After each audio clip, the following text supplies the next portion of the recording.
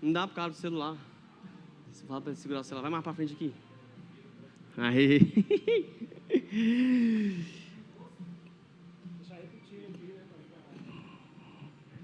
Paulo, hoje nós estamos... Calma. Na comunhão aqui, na Rede Homens, Machocracia. E uma coisa você já vai ter, certo? No final, um choripão, um churras. Você troca o churras por lavar uma louça? Sim.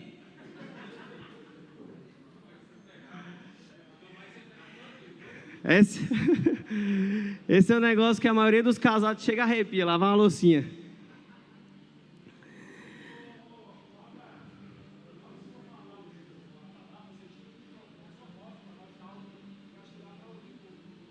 Beleza. Paulo, eu sei que lavar a louça é um pouco difícil, né? Quem concorda? Às vezes você fica ali agoniado para lavar a louça, mas beleza, eu estou com uma proposta melhor.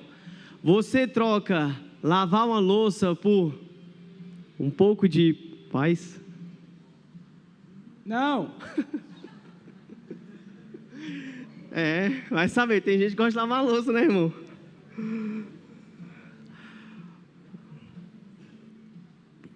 Paulo, você troca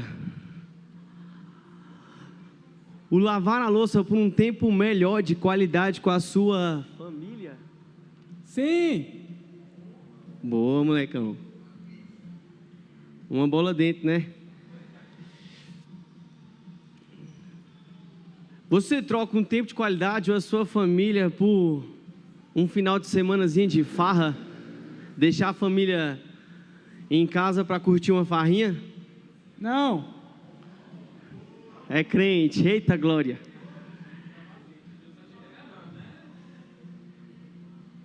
Você troca a família, um momento de qualidade com a família e com quem você ama, por uma noite de prazer, pelo pecado? Sim. É só uma noite, irmão, que isso? Tô brincando.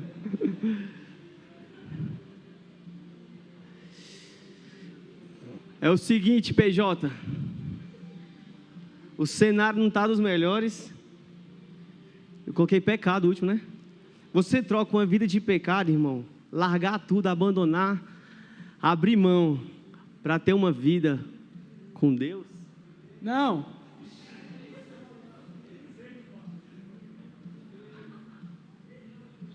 Que isso, vaso? Irmão, o pecado, às vezes, ele parece ser uma coisa boa, mas no final ele traz o quê? O salário do pecado qual é, irmão? Você troca uma vida de pecado, Paulo, por uma vida de paz? Não.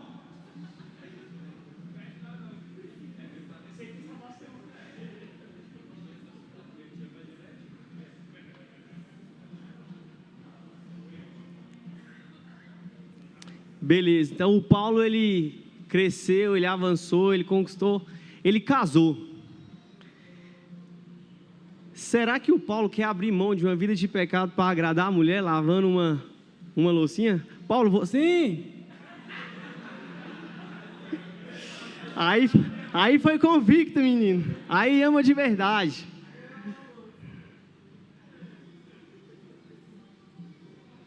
Paulo, você cansou de só ser um homem de casa, lavar muita louça só para agradar a mulher. Agora você quer abandonar tudo e viver só para ganhar dinheiro. Você quer? Não. Isso é um homem bem casado, né?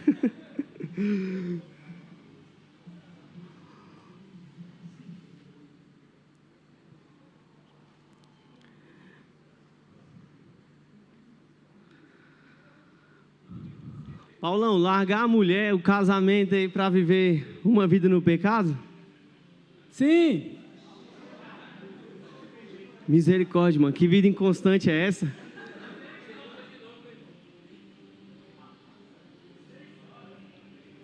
Qual é? Abre para mim. Obrigado, Paulo. Todo mundo aplaudiu o Paulo aqui para a vida do Paulo?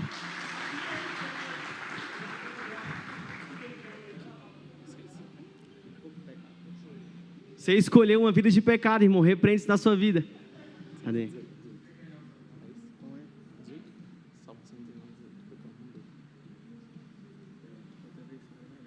Amém, irmão? E o que eu quero te fazer pensar, refletir, irmão? Na nossa vida, todos os dias, todas as semanas, nosso ano, nosso trabalho, o cenário que nós estamos inseridos, a todo instante, nós recebemos propostas, não é verdade? Não é verdade? Quem é que recebe proposta todos os dias? Propostas, irmãos, que muitas vezes tentadoras aos nossos olhos, não é verdade?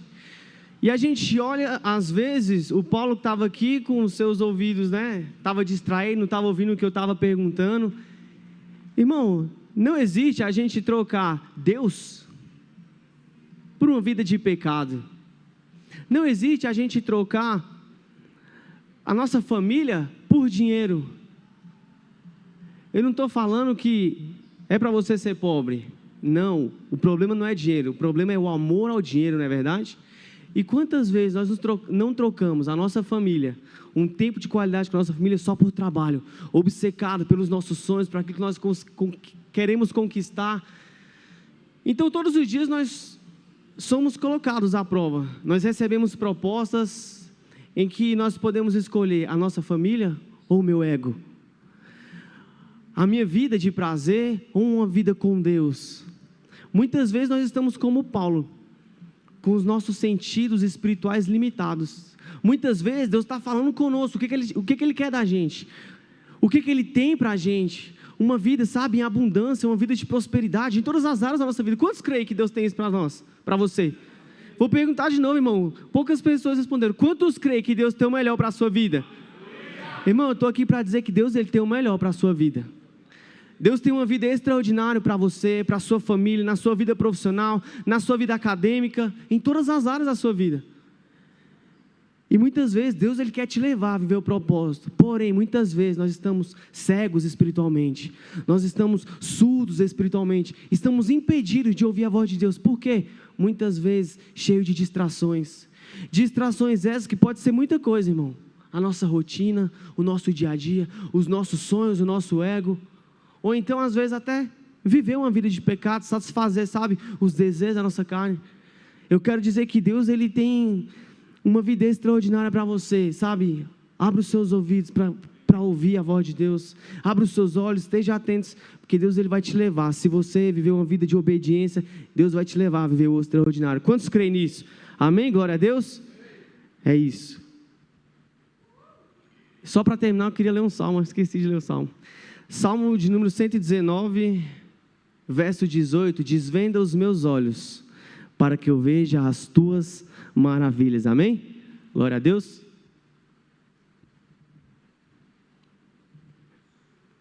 Boa noite, macharada. É esquisito, rapaz, esse homem aqui. Aleluia. Glória a Deus pela sua vida.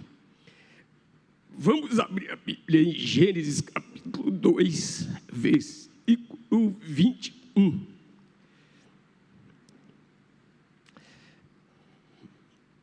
Vamos lá, Gênesis 2, versículo 21.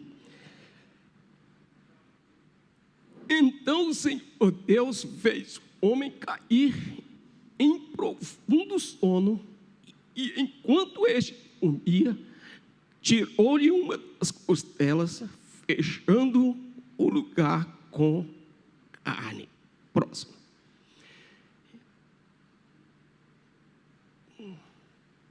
Com a costela que havia tirado o homem, o Deus fez uma mulher e a levou até ele. Amém? Então, qual foi a primeira coisa que Deus deu ao homem? Mais forte, gente. A mulher. Está errada a resposta, não é? Na verdade, eu não digo nem todos, né? Mas a maioria dos homens, de fato, gostaria de receber como primeiro presente de Deus uma mulher. E de repente você pensa isso mesmo. Principalmente jovens solteiros, não é? Quando um jovem solteiro quer casar, aí o Tiago, recém-casado, não é? Antes de casar, o Tiago só pensava em quê? Em sexo, né? Porque todo jovem solteiro quer casar porque ele quer sexo. E mal sabe ele que isso é o que a gente menos tem dentro do casamento, né? Ele casa todo iludido, pensando que vai fazer o negócio todo dia.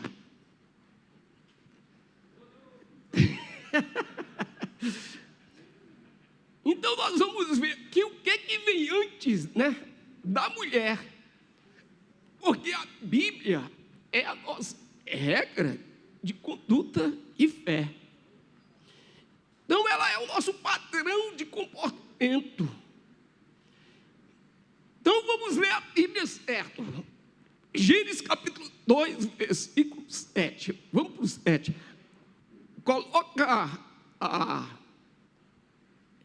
RCA para ficar mais parecido com a minha versão. Gente, não tem que ficar lendo ali.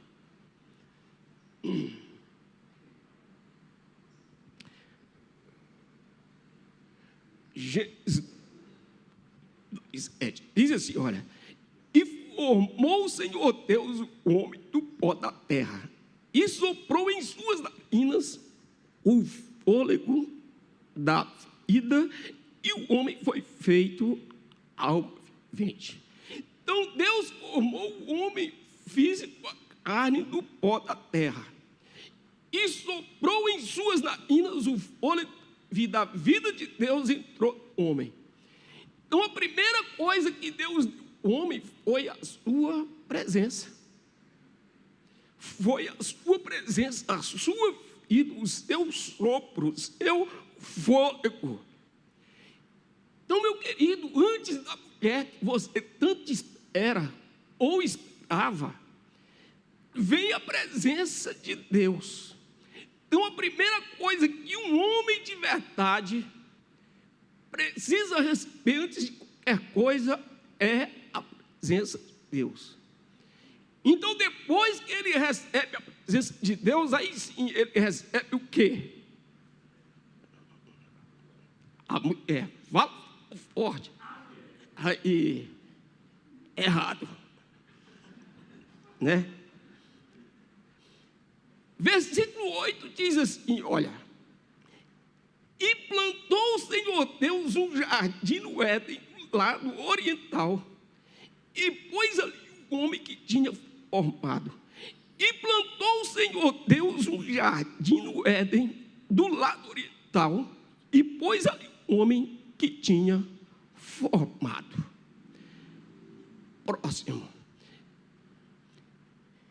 Próximo. E o Senhor Deus tem brotado da terra a árvore agradável, vista boa para comida, e a árvore vida no meio e tal. Se você ler, né, eu não canto aqui, mas a primeira coisa que Deus dá ao homem é a sua presença. Em segundo, Deus faz o jardim, põe o homem no jardim, e Deus fala para o homem assim: olha, você vai lavrar esse jardim. Então, primeiro a sua presença, e a segunda coisa, o que Deus deu? Um trabalho. Então, quem pensa, os solteiros que pensam, né, em mulher, antes da mulher, irmão, vem a presença de Deus e o trabalho. Então, se você não tem trabalho, não pense em mulher, né? Até porque mulher custa caro, não é verdade? Então, primeiro a presença de Deus, né? Depois da presença, o trabalho. Aí sim, depois do trabalho, então vem. Aí depois do trabalho vem não, ainda não, né?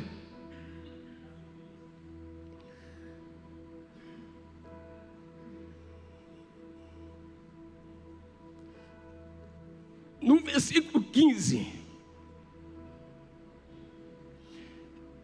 Deus diz assim: e tomou o Senhor Deus o homem e o pôs no jardim do Éden para o lavrar, para trabalhar e também para o guardar. Então o homem recebe a presença de Deus, depois recebe um trabalho e depois o ofício de guardar, de proteger. Então Deus diz ao homem: você precisa da minha presença, você precisa trabalhar e você precisa proteger. Então, depois dessas coisas, aí sim, não é? Deus então vai dar homem o quê?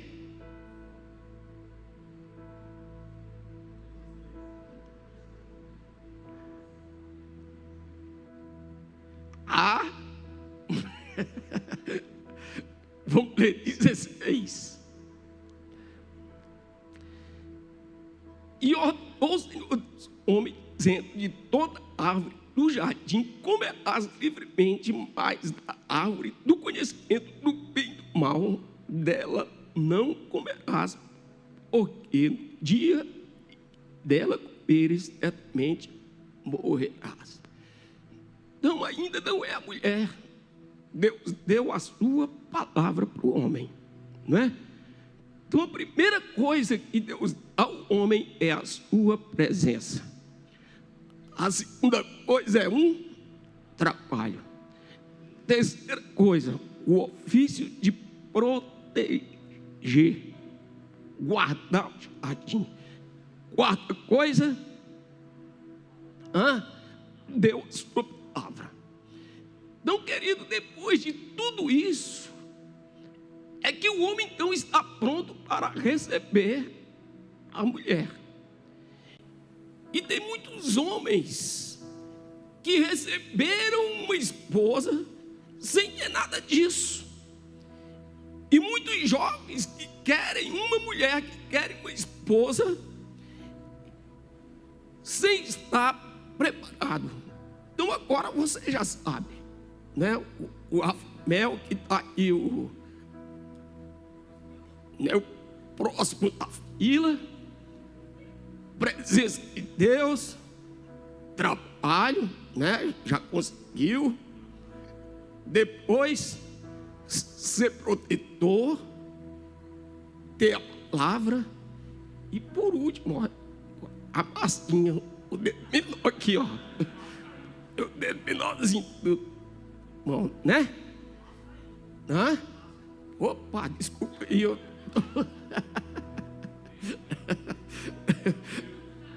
O sogrão tá aqui, ó.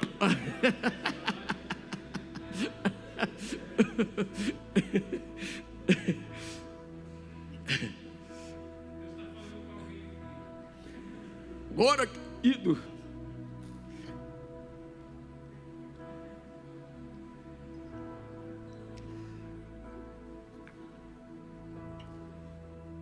agora vamos para a realidade.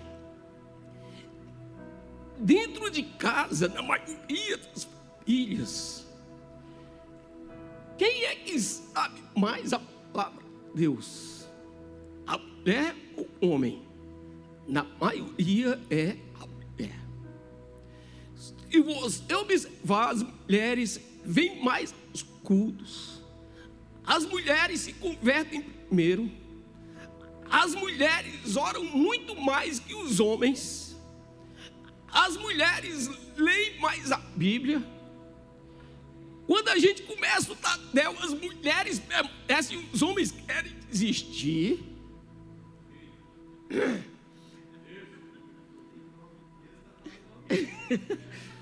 Então, queridos, esse negócio está errado. Porque Deus deu Deus deu em primeiro lugar a sua presença para o homem. O ofício de guardar é para o homem. O protetor é você e não a sua mulher. Vou colocar a carapuça, mas a gente não vai dizer o nome de ninguém, né? Às vezes na célula a gente dá oportunidade para o macho pregar, ele sai fora. Tu dá oportunidade para a mulher, ela agarra e prega.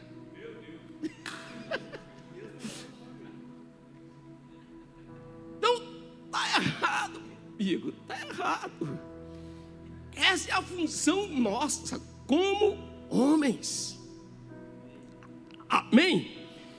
Então, só depois disso, no versículo 18, é que Deus diz: não é bom que o homem esteja só, farei uma adjuntora idônea para ele. Então, é só depois de Deus ter dado ao homem a sua presença, um trabalho, fazer dele um protetor, só depois de Deus ter dado ao homem a sua palavra, aí é que Deus dá a mulher como uma adjuntora, uma ajudadora.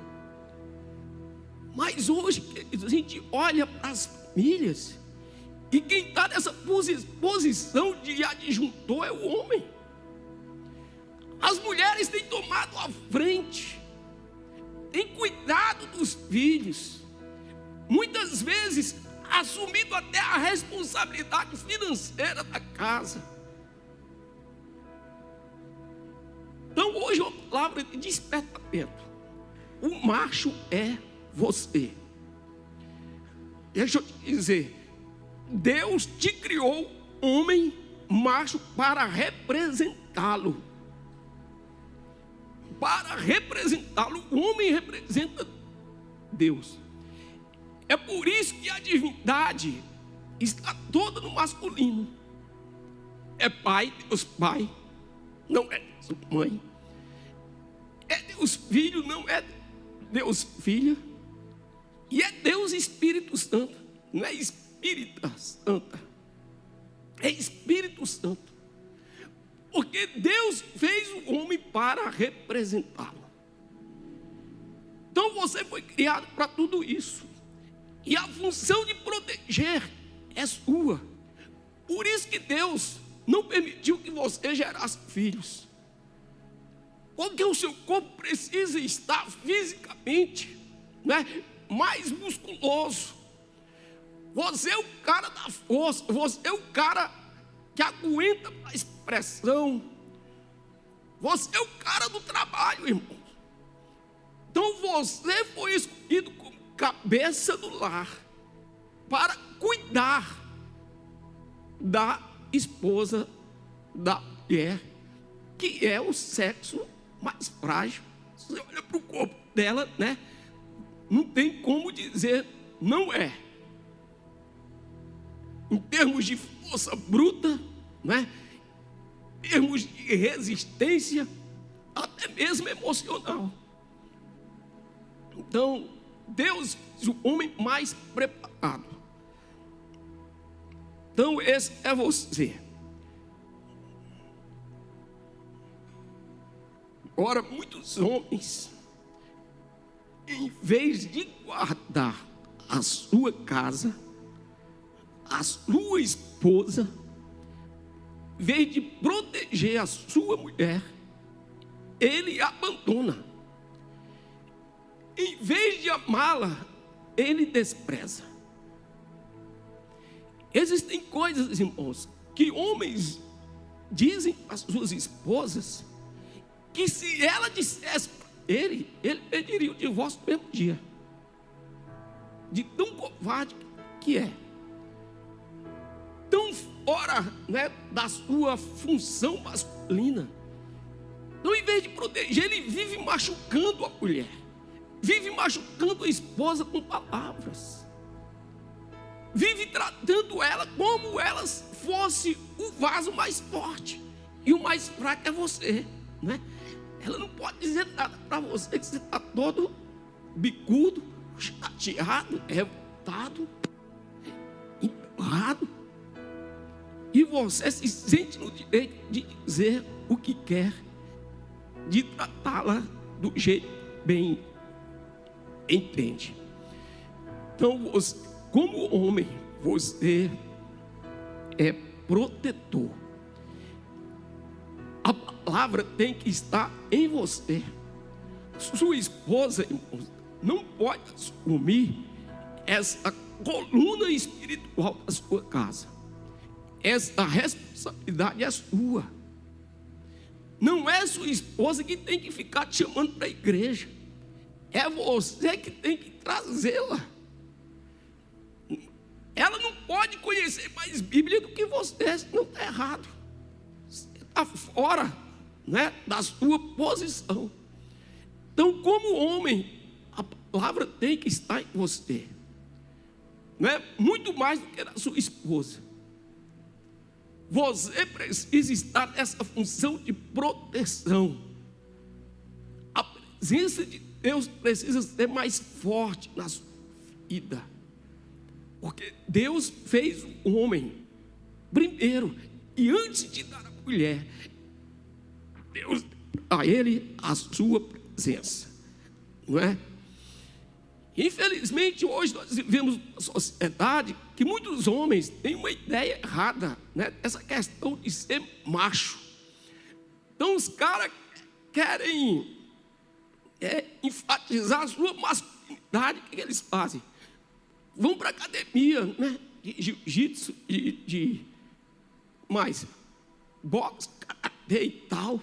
Se enche de tatuagem, vai assistir jogo de futebol. Na ida, não é? Junta 20, 30 em cima de um só, chutando a cabeça daquele cara, se dizendo macho. Na verdade é um covarde, né? Não entende nada sobre a sua identidade. A gente vê tantas pessoas, né, na televisão, reportagens de homens esmurrando mulheres, chutando, né? Uma pessoa sem nenhuma defesa, sem nenhuma força bruta de se defender. Então, irmãos, precisamos, né, reavaliar nossa posição como homem, porque ser homem é um projeto divino, não é? Então, nós estamos no mundo que o mundo trabalha duro para tirar essa masculinidade, essa virilidade. O mundo investe pesado para que os homens sejam afinados. Por quê? Porque o diabo sabe que se faltar um homem na família, esta família fica vulnerável, fragilizada, falta liderança. Porque nós, como homens, fomos chamados para liderar. E liderar, irmãos, não é mandar, não é ofender, não é oprimir, não é gritar, não é impor. Liderar é resolver problemas. Não é? Liderar é você facilitar as coisas. Liderar é você socorrer, você ajudar. É você fazer o seu papel de trazer um equilíbrio dentro de casa, onde você estiver como cabeça. Então, por que o diabo tem tirado essa figura masculina da sociedade? Porque, primeiro, ele quer acabar com a família. Porque a família é uma estrutura que traz saúde emocional, que traz proteção, que traz ensinamento, que traz identidade. Uma pessoa, irmãos, que não tem uma família estruturada, ela tem muitos problemas psicológicos. Não é verdade? Então a família foi criada por Deus, e nessa família Deus escolheu você, homem, né, para ser cabeça, para liderar, e a gente lidera pelo exemplo. né? Então, você quer que sua esposa se converta, seja crente. Como que Jesus, né, amou a sua igreja, amou de tal forma que deu a sua própria vida por ela. Jesus nunca machucou a igreja com palavras. Jesus nunca ofendeu a sua igreja. Pelo contrário, sempre deu a ela bondade, misericórdia, compreensão, perdão. E a Bíblia diz, né? Paulo nos ensina isso, dizendo que nós temos que amar nossas esposas como Cristo amou a sua igreja, reconhecendo que ela é o vaso mais frágil e o cara do couro grosso é você, né? Você tem que sustentar os ombros, porque você foi chamado para ser cabeça. Então, 1 Timóteo capítulo 5, versículo 8.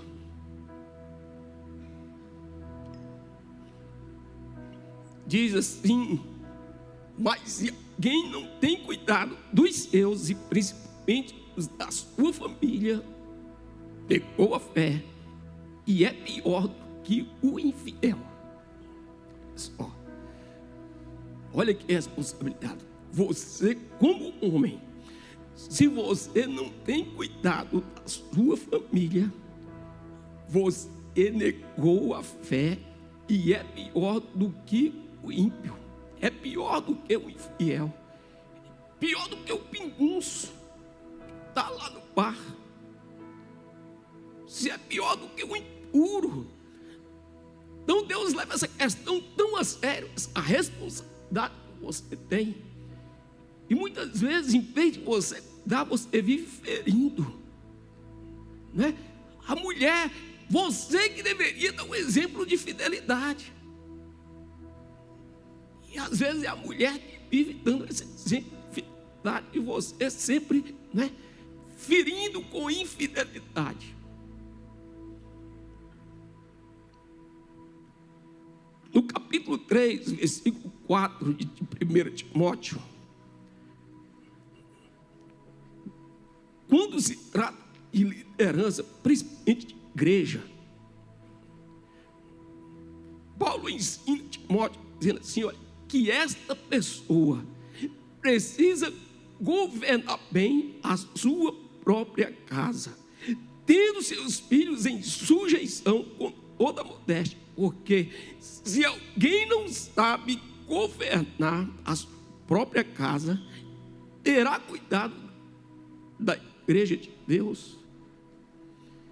Então, olha, se você não consegue governar a sua própria casa, você não está apto para governar o corpo de Cristo, né? A igreja, essa congregação que Deus confiou a pastores. Então, Deus quer que antes que você cuide da igreja, você cuide da sua casa. Então, hoje nós temos muitos pastores se divorciando. Muitos, não são poucos. O cara às vezes está à frente de uma igreja, já está no 3º, 4º, 5º casamento, ferindo as escrituras.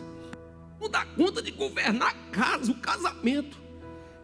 Um indivíduo desse tem autoridade para estar na frente de uma igreja? Claro que não. Não é? Então,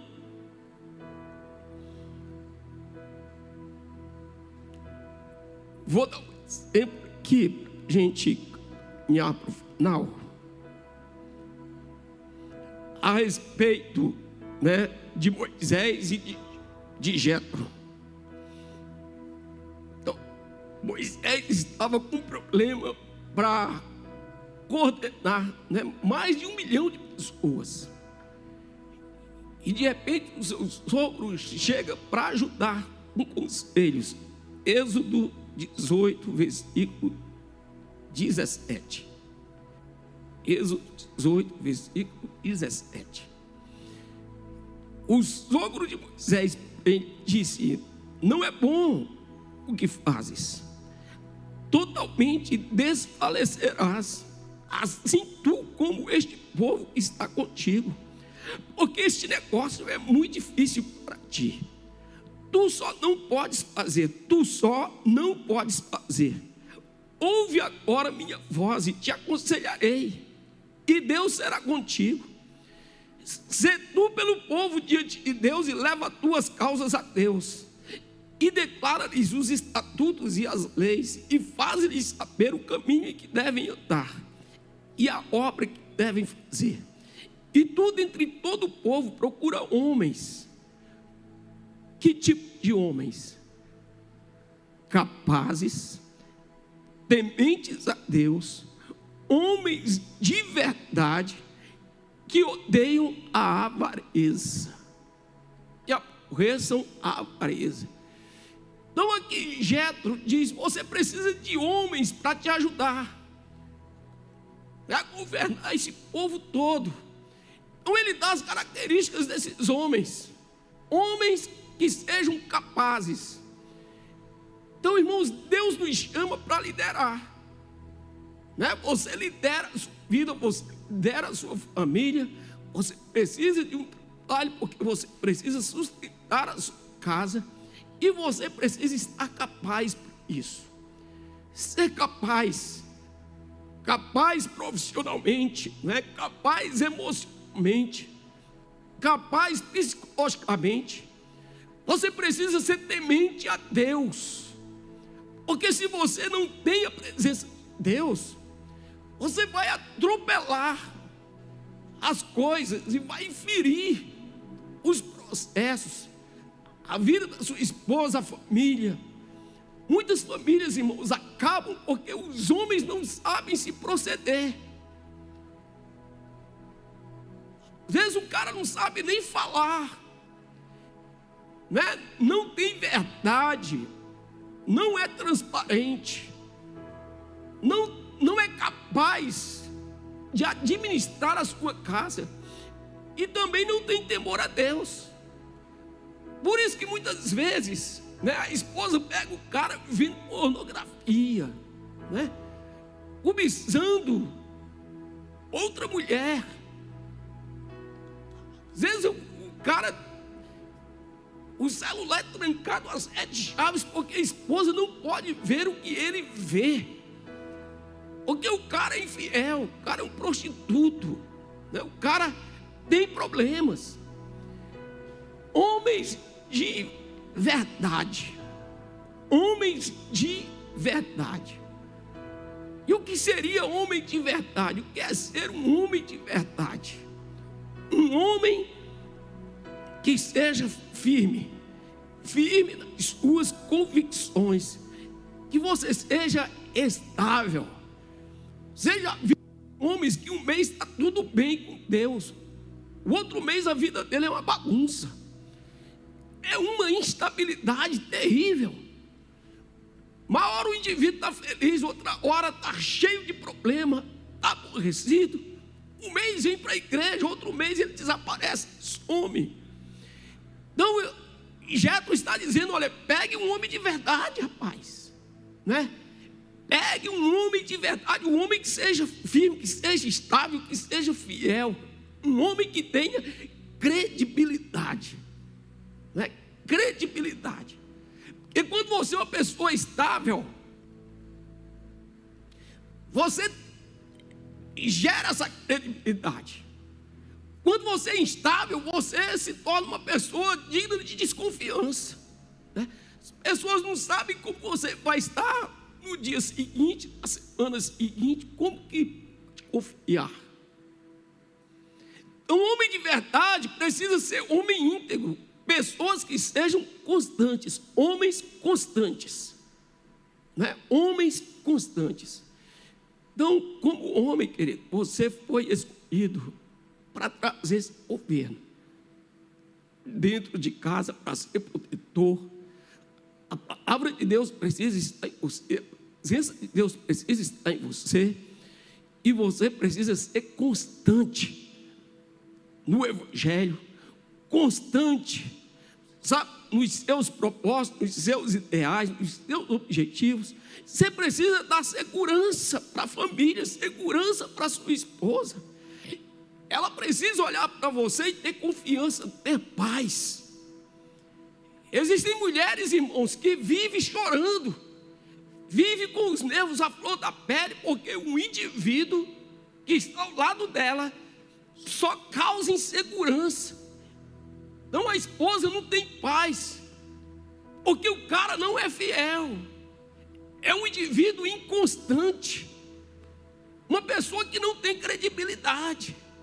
Então fica difícil dela confiar, e ela nunca sabe o que vai ser o dia de amanhã, porque não pode confiar em você, porque você não é firme. Então Jetro diz: escolha homens de verdade e que odeiem a avareza. Engraçado que a Bíblia, se você perceber, a Bíblia sempre trata dessas questões financeiras, é ou não é? Tudo que a gente lê, irmãos, o dinheiro está no meio. Diz: não pega gente avarenta, né? Não pega, porque vai dar problema. E como homem, você tem que expulsar esse espírito de avareza. Ser dizimista fiel, ser um ofertante, ser uma pessoa generosa. Não deixa sua esposa fazer isso, irmãos, e você ficar só assistindo de longe. Como as mulheres são muito mais fiéis do que os homens. Isso é de praxe, não é? É uma coisa comum dentro da igreja. Mulheres são fiéis, se convertem primeiro, dão o dízimo primeiro, e ela é geralmente quem traz os maridos para a igreja.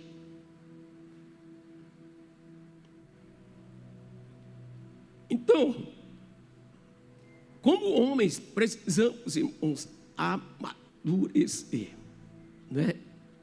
E amadurecimento não tem a ver com idade, nem com tempo de igreja. Amadurecer é uma decisão que você toma. Diga comigo assim: amadurecer é uma opção. Repete. Fala mais forte. Envelhecer, não. Então você está envelhecendo cada dia. Não é uma opção. Todo mundo envelhece, mas amadurecer é a opção que você faz. E eu quero encerrar lembrando você da pregação de domingo. Jacó e Esaú estavam diante de um problema. Jacó decide amadurecer em Deus. Ele decide obedecer o seu pai. Esaú age como menino. Quando o pai diz: eu não quero que você case com mulheres cananeias, com mulheres idólatras, com mulheres da geração de Caim, né? Com mulheres cananeias. E de repente a Bíblia diz que Esaú foi casar com essas mulheres só para fazer birra com seu pai. Quantos homens que fazem birra o tempo todo? Com a esposa, com filhos, com o pastor, com a igreja. Menino, sem ter maturidade. Jacó decide obedecer o pai, vai para casa do seu tio, faz voto a Deus, chega lá, precisa trabalhar 14 anos. A Bíblia diz que, olha só, ele trabalhou 7 anos por uma esposa, por Raquel. No final dos 7 anos, o seu tio lhe enganou e não deu Raquel, deu outra irmã. tivesse maturidade, irmãos, ele tinha aprontado uma bagunça na família, tinha tocado o terror, tinha pegado a mulher e tinha dado no pé. Mas Jacó, por ser novo, ele foi maduro. Ele se sujeitou àquela situação. E teve que trabalhar mais 7 anos. Mais 7 anos. Trabalhou 14 anos para resolver o problema. E homens têm esse chamado. Deus quer que você apareça para que você possa resolver problemas. Porque você foi chamado para isso.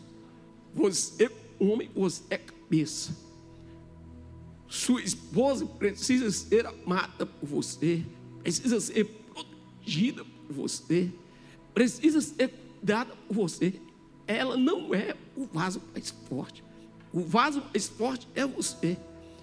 Então não diga para ela coisas que você não suporta ouvir. Pense nisso. Todas as vezes que você for maltratar a sua esposa, se coloque no lugar dela. Diga para você mesmo, se ela dissesse isso para mim, como que eu me sentiria? O que eu faria? Então os homens, irmãos, ficam tratando as mulheres como se elas fossem fortes, muito mais do que eles. Eles se colocam como o vaso mais frágil e coloca a esposa nessa posição de vaso mais forte. Então eu quero encerrar lendo esse texto de Gênesis 31, 36.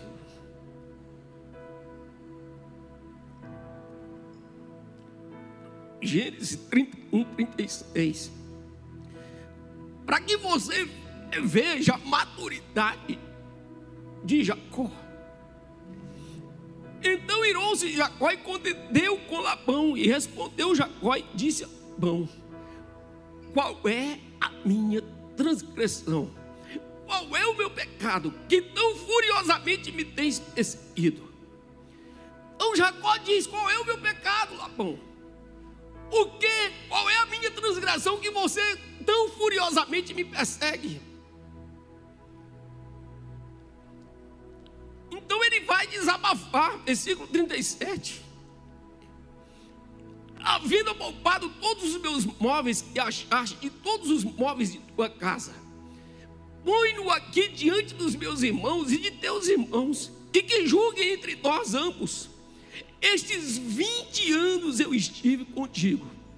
Jacó esteve 20 anos com Labão. 14 trabalhou de graça e 6 a troco de um salário. Trabalhou para ele e para Labão. Esses 20 anos eu estive contigo. As tuas ovelhas e as tuas cabras nunca abortaram. 20 anos de trabalho. Jacó nunca deixou uma cabra abortar. Irmãos, às vezes, por estar trabalhando 14 anos só em troca de comida e de um casamento, o cara poderia trabalhar de qualquer jeito, não é? Poderia dizer assim: olha, me enganou, vai ter troco, não é? Me passou a perna, vai ter resposta. Mas Jacó não. Apesar de ter sido enganado, ele foi fiel.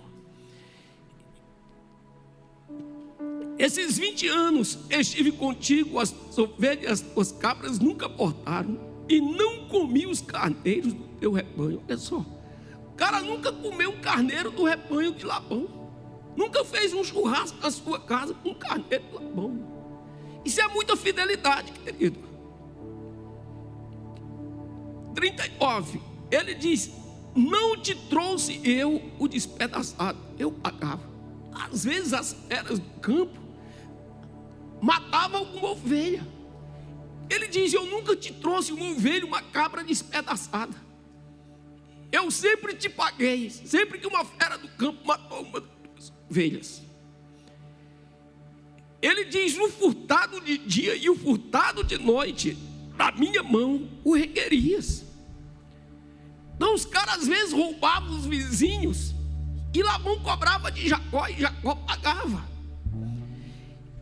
40, ele diz: estava eu assim, de dia me consumia o calor, e de noite a geada, e o meu sono fugiu dos meus olhos. Olha como ele trabalhava fiel para Labão. Isso é maturidade, isso é ser homem de verdade. Irmãos, Deus não abençoa uma pessoa só por abençoar, existe um motivo. Quando Deus escolhe alguém, Deus tem uma razão por detrás disso. Jacó era um homem de verdade. Versículo 41. Ele diz: tenho eu estado agora 20 anos na tua casa, 14 anos te servi por duas filhas, e 6 anos por teu rebanho, mas o meu salário tens mudado 10 vezes. Era um cara muito paciente, irmãos. Durante os 6 anos que ele estava recebendo salário, e o salário naquele tempo era assim: as ovelhas que nascerem malhadas com manchas era de Jacó, as branquinhas, pretinhas era de Labão. E Deus começava a abençoar Jacó. E quando Labão via que Jacó estava tendo muitas crias, muitas ovelhas, ele pegava e mudava o salário. Não, vamos conversar de novo. Não vai ser mais assim, agora vai ser desse jeito. Aí de repente Deus começava a abençoar Jacó, e Labão reunia de novo: ó, vamos mudar a forma desse negócio. Isso se repetiu por 10 vezes. Em 6 anos, quase 2 vezes por ano, querido. Ou seja, cada vez que tinha uma cria, né, não sei como é que chama isso, uma levada de cria, então Labão mudava o salário do homem. Se fosse você, talvez você já ia perdido a paciência, né? Ia chutado o pau da barraca, diz. Mas Jacó era homem de verdade, e por ser homem de verdade, ele foi abençoado por Deus. 42. Ele diz: se o Deus de meu pai, o Deus de Abraão e o temor de Isaac não fora comigo, por certo me despedirias agora vazio. Deus atendeu a minha aflição e ao trabalho das minhas mãos, e repreendeu-te ontem à noite, porque um dia antes de Labão se encontrar com Jacó, porque Jacó estava voltando para a sua terra, com todos os seus rebanhos que pertenciam a ele, com sua família, e Labão foi atrás, porque lhe havia roubado as escrituras da terra do pai. Isso é outra história, mas estatuetas, e Jacó não sabia. E um dia antes de Labão se encontrar com Jacó, Deus visita Labão em sonhos e diz para ele: olha, não fales mal nem bem com Jacó, não toca no meu servo, não toca. Jacó era homem de verdade. Solteiro, antes de ter mulher, você precisa ser homem de verdade. E você que já casou, se arrependa e seja homem de verdade. Você foi escolhido por Deus para ser cabeça, suportar pressão. Você é o responsável por carregar a presença de Deus. Você é o responsável de carregar a palavra de Deus. Você é o responsável pelo trabalho, pela proteção, pelo cuidado da sua casa. Não dê à sua esposa uma responsabilidade que não pertence a ela. Elas só assumem essa posição quando o homem se ausenta, quando ele lava as mãos. Então a esposa, a mulher, precisa agir. Tem filhos para criar, ela quer paz na sua casa, ela quer segurança, então ela procura fazer alguma coisa. Mas essa responsabilidade é minha e é sua. Amém?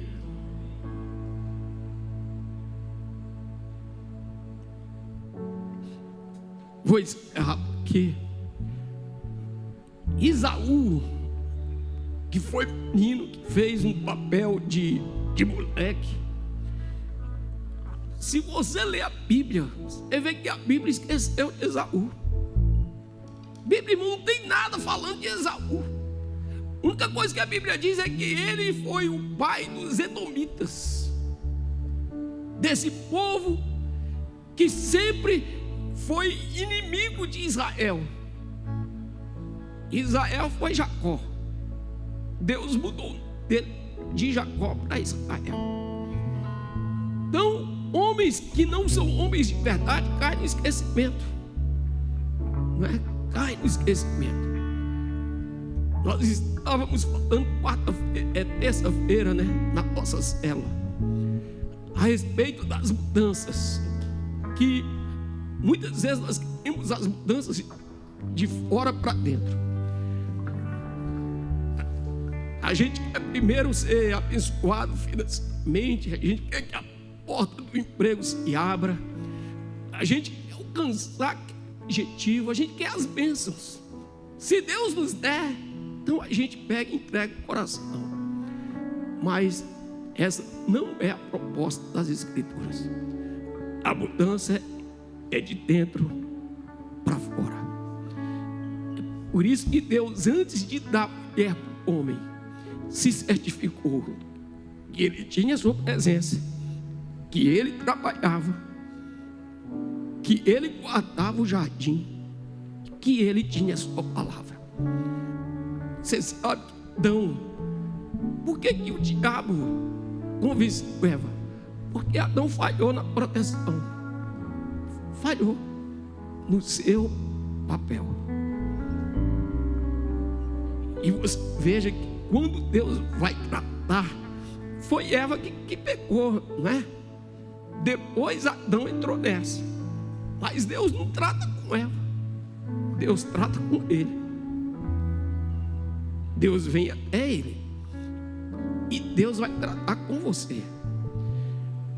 Queridos, Deus vai querer que você presente para ele a sua esposa curada, saudável, pura, porque é assim que ele tem buscado a sua igreja.